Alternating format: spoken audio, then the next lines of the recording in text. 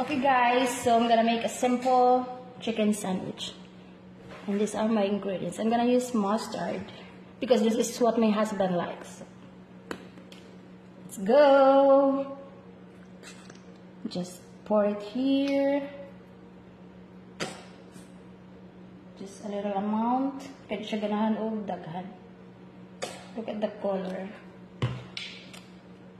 Di na ko bet ang color. Siguro lamig niya, kaya ganahan niya siya.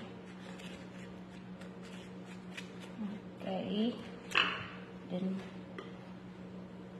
put the, it's a grilled chicken by the way.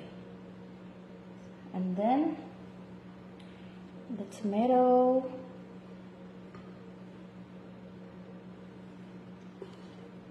Oops, wait. Oy, make sure na mag-wash kasi kung kamot, ha? And this healthy. Yeah, okay ko now. Non-healthy na nuna. Ibutan na ito ang